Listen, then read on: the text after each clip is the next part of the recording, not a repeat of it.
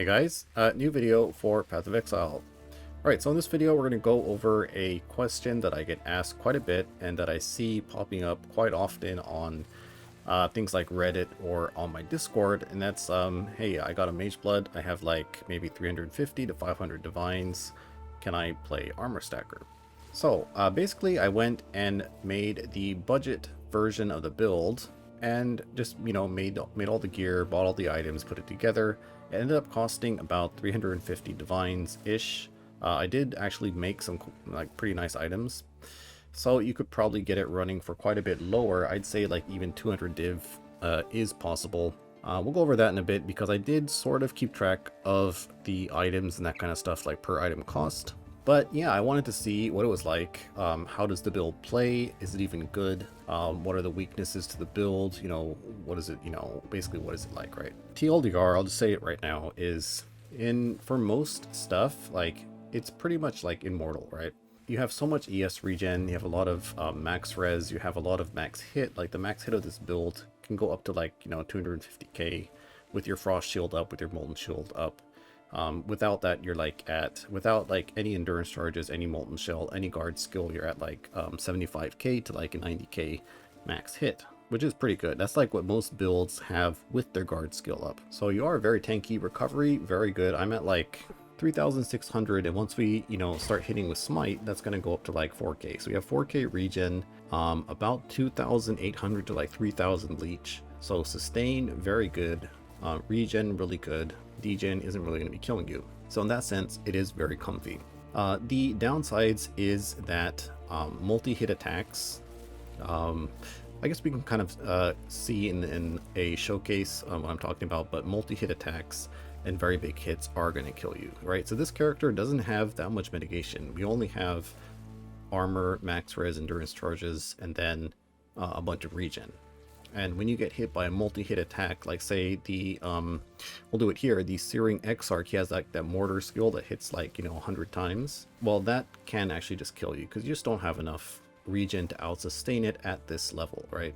So that kind of stuff does kill you. You don't have any block, there's no spell block, there's no evasion, and those kind of things that would, if you did have block and spell block, then it would be a lot tankier to those multi-hit attacks, but this build isn't doing any of that, so it ends up being very weak to multi-hit attacks. Okay, so that's one pretty big weakness. And then after that is very big hits are still going to kill you, right? So you can't tank a lot of the very big hits in the game, so you still have to avoid those and that kind of stuff. So yeah, very big hits and multi-hit attacks, right? So that's the only real weaknesses. Aside from that, like, damage is okay in most content, like T17s, while you're running the maps, like, damage is totally fine, right? Most things are dying in like 1 to 2, 3 hits.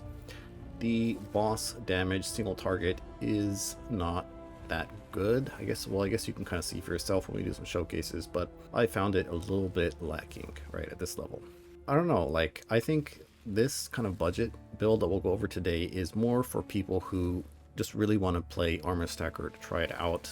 And you're on the, like, you have a Mage Blood, you have like 300 divines, 300 to like 400 divines, and you want to try it out, and it's only probably going to be for those kind of people, right? Because I think for that same budget you can put together a different character that will be a lot stronger, right?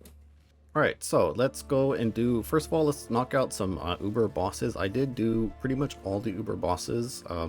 I did kill Uber Maven. It wasn't deathless, of course, right? There's a lot of things that do kill you, mainly because you can't really tank the memory game. You have to like do the memory game. I guess we could actually go and do one. I'll just buy one, right? Alright, so let's do a Searing Exarch. Okay, so there is actually quite a lot of things that will probably kill us in this fight. But hopefully we can do it without too much trouble, right? And I guess that's kind of what I was kind of getting at in the beginning, is like, if you're going to be playing a build with like Mage Blood 300 Divines budget, then, I think I've seen like some builds with like less gear and that kind of stuff that can kind of like kill the Exarch a lot faster, right? Or the bosses, right? But I don't know, maybe their defenses aren't as good. So I think, like, yeah, the Armour Stacker, like this budget build, the defenses are pretty good, right? For most things, but then like the damage isn't all that great either. I mean, it's okay, right? So you don't want to stand in that. Let's see if we can kill him off before... Oh, he did his ball phase again. But yeah, ball phase pretty easy on this, right? You can kind of just AFK in the frost shield. Okay, hopefully we can kill him soon, because I think there's going to be like a lot of these like rune things coming up, and that might be kind of bad news. Can I not have but a moment's respite? Alright, he's going to do his explosion, so we should run out of that. Oh, and another ball phase. Okay, 3 ball phases. But I think the next one we should be able to kill him unless some real, like, you know, bullshit happens.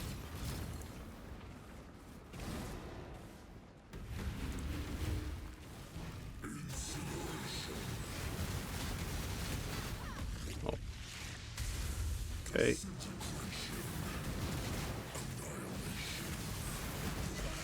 Alright, got him. So that, you can see that, like, mortar attack he was doing, you can sort of stand in it a little bit, but if he gets too many hits on you, then it will actually end up killing you. Let's try to do a Uber Exarch, and I guess we'll do Maven last. Okay, so for Exarch, the things that'll probably kill you is like the ground tentacles. If they get too many hits on you, it can kill you.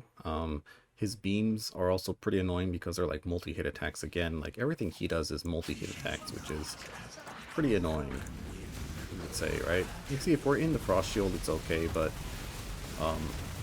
when we're not in frost shield, it can be like pretty bad. Like that was pretty close, right? Okay, let's put up the frost shield. Oh, but now we have this phase. Okay.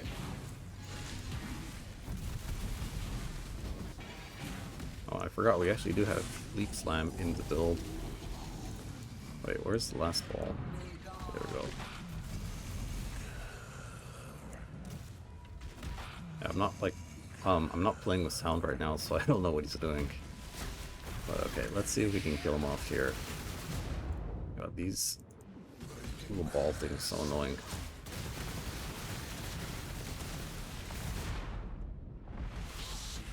They're not supposed to, it's funny, yeah, they're not supposed to like follow you if you're like facing them, but it seems like even though I am facing them, they still seem to come towards me. Well, at least sometimes, right?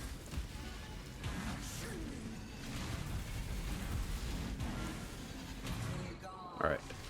So, there we go. Last phase. Wait, where'd he go? Oh, shit. Probably should be doing this with sound. He's gonna do one more time, right? Oh no. Okay. You see, when we're in, you can see, like, when we're in the frost shield, it's actually, like, pretty comfy, right? Because none of his attacks can really kill you in the frost shield. But yeah, so that's the Exarch. Alright, so let's try to do a Uber Maven, and Uber Maven is actually, like, a little bit tough because she does have a lot of things that'll kill you, and you can't really kill her, like, really fast. You have to like place the balls in the circle, and you have to like do the memory game and all those kind of game mechanics, so it ends up being kind of an annoying fight at this like budget, I'd say.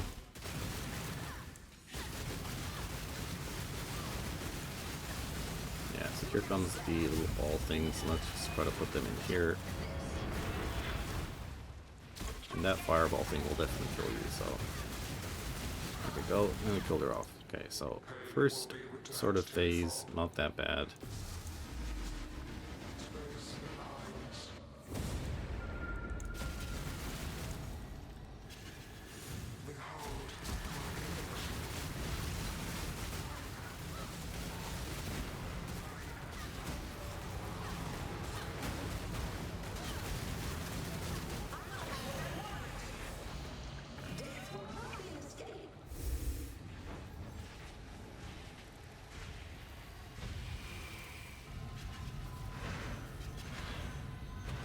Oh right, we actually have to do the memory game. Alright.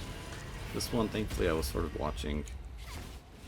But alright, let's put these ball things in here. Wait, where'd she go?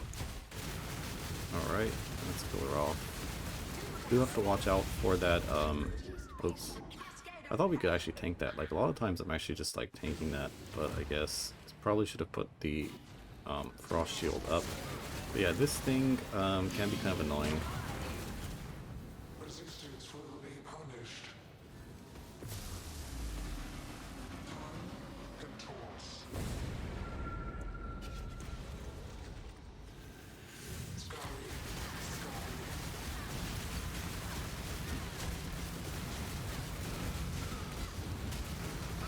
Tension is growing.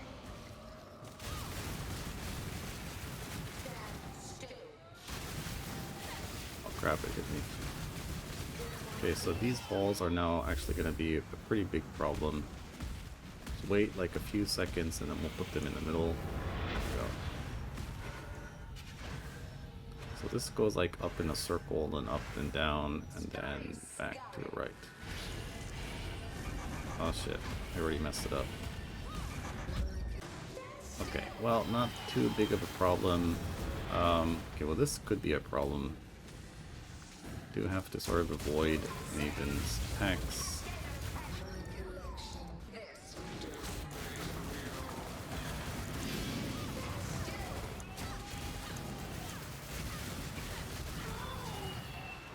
Stop resisting. Reality bends.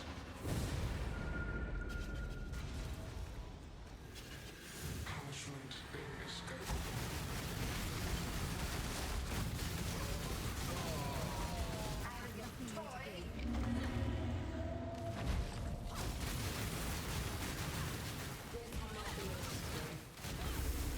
Alright, so final memory game.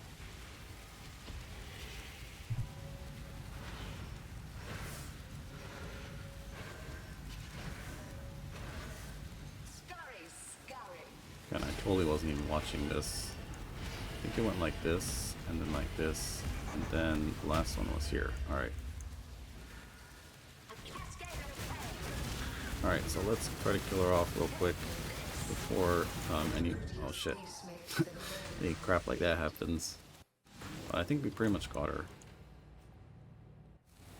Stand still.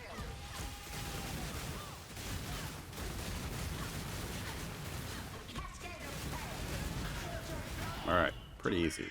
Well, I mean, not super easy, but... Alright, but as you can see, it is like sort of not super good at bossing either at this kind of like budget. I don't know, it feels like damage is a little bit low, and then defenses are okay for some things, but then some things are, you know, you do still have to do the game mechanic for them, right? Okay, so let's try a few of these maps over here, some T17s. And we're going to be doing the strat from Mr. Snoo with the Wisps. And except I am... oh, I'm not going to do this one. I am not going to be doing the Bloodline Scarab just for this because, I don't know, it doesn't really add much right now for this like showcase. So we'll do maybe some of these adversaries. Or actually, wait, instead of this, we can do the Domination because we are adding shrines anyways, right? So that will actually add more monsters anyways to the map, so I think that's pretty good. Alright, 2 extra shrine. What are these apparition shrines? Maybe let's try this, the apparition shrine. I've never tried this before, but let's put this in. This has like Fizz's extra, and I think that's pretty much it. So pretty easy map, and we're gonna go Domination, so let's just see what it's like. Oh, and for this, I think what we do is, let's use the Quicksilver Flask so we are a little bit faster. I think for a lot of content, you don't even really need the Stignite. So this is actually like Delirious map too. But you can see for this, like the monsters in the map, you know, damage is pretty good here, right? Let's see, Light Scarab, no, that's on that. And yeah, sustain, regen is pretty good. Alright.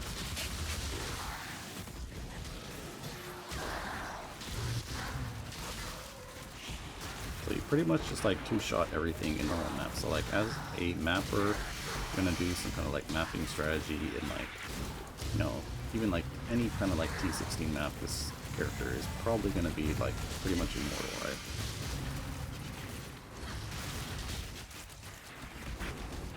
And T17s too, like, for most of the mobs in T17s, you are pretty much immortal, right? Unless you get some, like, pretty crazy kind of altars, and that's, I mean, that's kind of the same for most of it, right? Leave all those, see if we get some good loot. It's a ton of, okay, very bad. Alright, but let's go over to the boss. I think we can kind of already see, I mean, kind of see what kind of, you know, DPS this build has for these mobs, right? I mean, Delirious Wisp mobs aren't really the hardest, you know, but it is definitely, you know, sort of more challenging than just like normal monsters, right? Crusader Shrine. What is this? Never seen this before. Oops. Alright, probably should not be AFKing reading the shrines. Oh, that's probably the, that shrine thing, right? I guess, yeah. Which is kind of cool.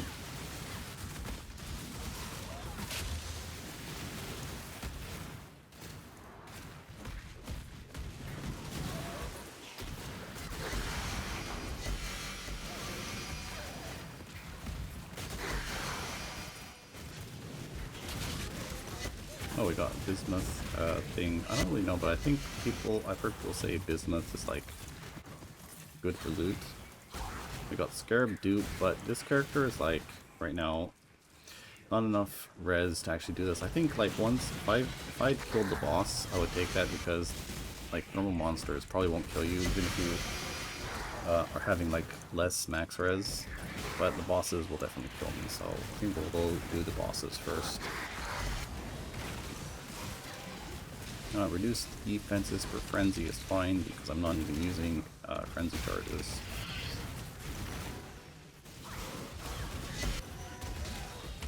It'd be really cool if we got like a repeating shrine. Repeating shrine or like the speed shrine on this build is pretty nuts.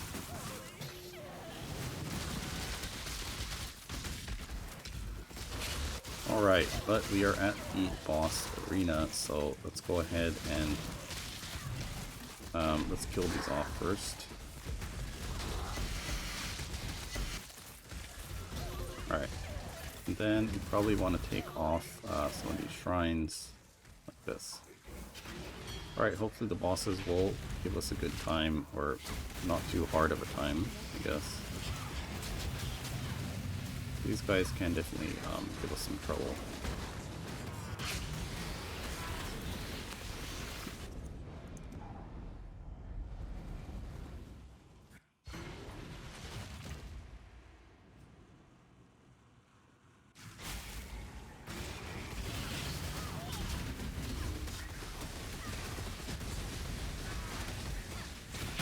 Alright, so that is one boss down.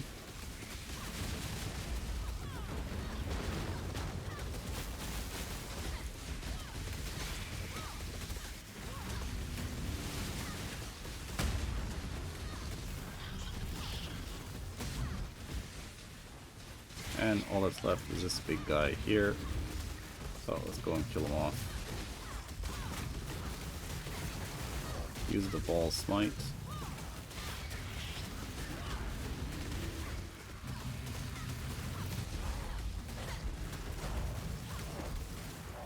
I really hate these like things that are like making me attack slower, but I did kill him off. Alright, so you can see like this is sort of like what the build will look like. Like things aren't really going to be deathless, especially for these kind of I don't know, you can say like juiced maps, right? But for other content, okay, right? So that's why I was saying in the beginning, like I only think this build is for like people who really want to just try out Armour Stacker, right? To get a feel for like how it sort of plays. I mean, playing on a high-end budget is actually like completely different because you just kind of one-shot everything, including uber bosses and that kind of stuff. But I don't know, yeah, that's what I was saying, yeah. So only for people who just really want to play the build, right? Because it's not like anything like really, really good, or it's not like going to be better than like every other build, right? In fact, like probably is actually worse than a lot of builds at this sort of number. but I guess for like these kind of stacking builds, especially Armour Stacker, you know, you do have to invest into it to actually start getting your damage and defense and that kind of stuff going. Alright, so I think that's enough for the map. We pretty much cleared the whole map. Let's see, got a lot of Chaos Orbs. We'll go over the POB real quick, but there is not that much to talk about. I think pretty much everything is in the POB, and I've already covered the basics of the build in other videos. So let's just quickly go over the gear, and then we'll call it a day. This time going for the Formless Flame and the Regalia combo, because this offers the most amount of energy shield you can get before you can, until you can get a armor overcapped Regalia or, you know, the other evasion kind of base. This is actually quite a lot cheaper to make anyways, because, and compared to like a grasping mail and a helmet, this is going to give you way more energy shield. See, we do have about 7,000 energy shield, can get quite a bit more too. Like I have this ring over here with discipline aura effect instead of grace aura effect, and that's going to give me another like 500 energy shield. Aside from that, I went for March of the Legion boots because they were just cheap, right? Making a rare pair of boots would have pushed the build cost up quite a bit, and these boots, the Martial Legion, is giving us quite a bit more damage when we do use our Smite. Speaking of Smite, we do have 2 Smites here. Some people might be like wondering, why do you have 2 Smites? And basically, since this Smite that we have in the Martial Legion boots is like level 31 or level 30 depending on, you know, the level of your Smite, it's a higher level aura, which means it's going to have more flat added lightning damage. And the way it kind of works is the higher level aura is going to have priority, right? So if we use the Smite in the boots and then attack with our normal Smite, the aura from our boot Smite, you could say, is going to stay active until, I guess, it runs out, and then it will get replaced by the normal one, right? So yeah, you can kind of use this trick to sort of get, you know, squeeze in a bit more damage, you could say, right? Okay, so that's why we have 2 Smites. And then aside from that, one other thing we're doing is, because we're using the All's Uprising amulet, there are some kind of interesting things you can do with your auras, or the aura that's on this amulet. Since it says Wrath has no reservation here, you can see what I can do here with Wrath is I can support it by Empower.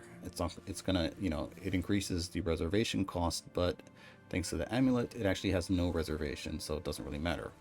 So we can support it by Empower. We can also support it by Arrogance, which is going to give you like 25% increased aura effect. And it's not going to reserve life or anything because it actually has no reservation, right? So you can do this kind of trick here.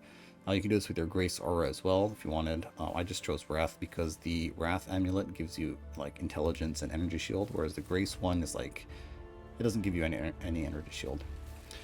Right, so we can do that and squeeze out a bit more damage from the Wrath aura, which is quite nice, I think. Aside from that, there is like, yeah, I added in encasement damage taken, Molten Shell. I think this does help quite a bit for those multi-hit attacks like I was talking about. Aside from that, everything here is pretty much the same as you would see on a normal Armour Stacker. For the body armor, the way I crafted this is basically just dense fossils. I mean, I did a Reforged Defense and Harvest because I'm kind of lazy. But either that or fossils and then just Eldritch Currency for the suffixes, right? For the gloves as well, I already have a video on how to craft these, but just Essence Spam and then Wild Bristle Matron and then Reforged Defense until you get a good level of energy shield, and then just craft on the last mod over here. So crafting pretty easy. As for the rings, you do want 1 conductivity ring on hit ring, or what you could do is you could do, you would have to kind of swap some gems around, but you could do a Poacher's Mark setup instead of having a curse. So Poacher's Mark is going to give you Frenzy on hit on rare enemies, so you get your frenzies. Otherwise, just go for conductivity on hit ring. You don't really need the double implicit rings. Like, I just found these on trade, so I bought them because they were pretty cheap. But you could just do a normal conductivity ring is like 1 divine for a base, right? And then you just essence spam for, you know, some resistances, intelligence, and then once again Wild Bristle Matron, and then Reforged Defense until you get something, right, like energy shield. Same thing for this ring, right? Basically just intelligence, resistance, energy shield. And you can go for like a Grace Aura ring on the second ring, or you can go for a Discipline ring like this one, because it does give you quite a lot more energy shield. The Grace ring though is like 5 to 6% more damage, so if you want more damage, then probably go for this. Alright, so this time around I went with a Fuel the Fight for some mana leech, and then a Blood Scent one over here so we get some rage on hit. I think it's actually quite important to get a little bit of rage on hit and not only rely on your tincture when you are at low DPS, right? When you have high DPS, then you basically just only use the tincture and kill everything within the the window that your tincture is active. But when you're at lower DPS, you're not going to be able to kill targets that fast, and then what's going to happen is you're going to get your rage, and then eventually you just won't get hit for like 2 seconds, and then your rage is gone. So it's not really all that good. So having a little bit of rage on hit is actually quite nice. And then I went for a Storm Drinker because I do want some energy shield leech. Okay, the other cluster is going to be a Voices cluster, 5 passive.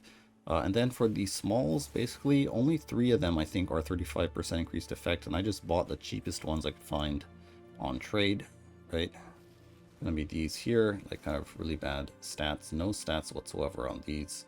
So like if you actually had good small clusters on this build, you could have maybe, and you had like the discipline where you could probably get the 8k energy shield, because the intelligence on these clusters really does make a difference. As for Watcher's Eye, I'm using my actual Watcher's Eye, but some other good options is like I think you want the damage pen on Wrath for sure, right? If you want to be more defensive, you could get the Determination crit mod. That's okay. I honestly don't really think crit damage reduction is like really that important. Some people think it is, but I don't really care for it that much. I'd rather have like more stats like this, increased regen and that kind of stuff. Okay, so after that, let's just see. So there is some extra points in the build. You can see we have 1 point here, and then another 3 points here. Right, so with those points, I guess if you're under leveled, you can cut those out. And then you could also use them over here to get like this area here. You can also go grab Divine Shield if you kind of want that.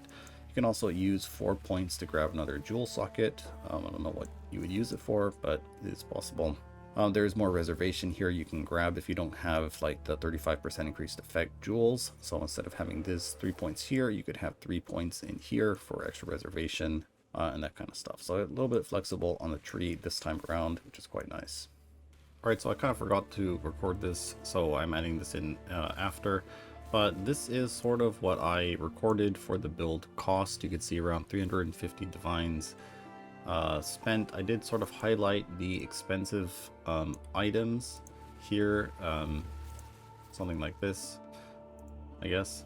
Alright, so basically the most expensive thing was the gloves, and you can see I did make some like pretty nice gloves, right? These are like 290 energy shield gloves.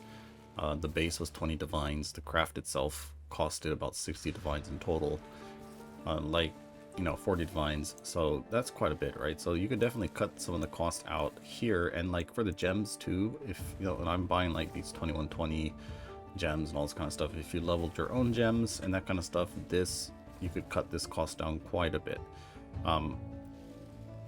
This is actually not correct. There are 21 divines, so it's like 42 divines. So in the enlightens, I guess you do kind of need them. The swords, you could make your own swords here. The small clusters, I bought 35, I paid like 10-11 divines per jewel for these small ones. The other smalls, you could craft your own small clusters.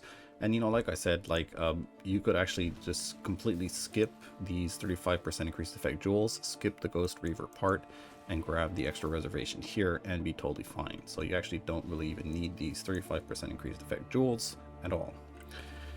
Gloves could be made cheaper. Armor craft 2, I did actually end up making a pretty nice one. You can see 1100 energy shield with some pretty okay suffixes, right? It's like tier 1, tier 1, tier 3, so pretty good, right? Could definitely go a bit cheaper here. The rings to 60 divines because of these kind of more expensive bases, and then the crafting costs. I was very picky, right?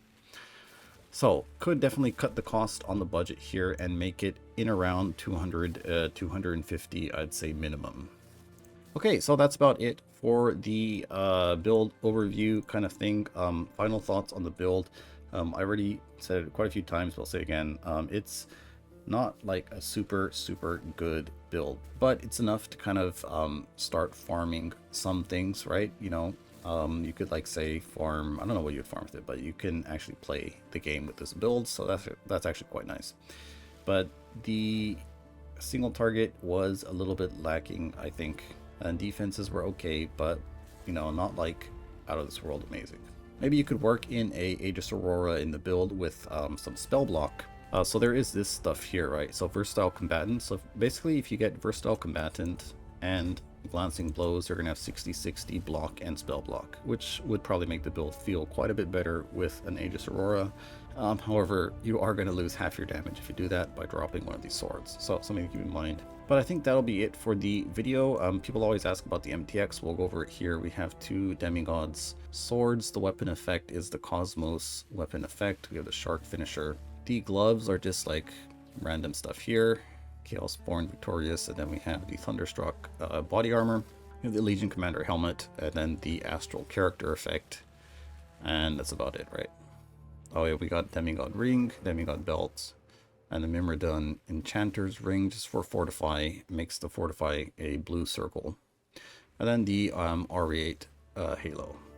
Alright, so that'll be it for the video, guys. Thanks for watching. See you next time.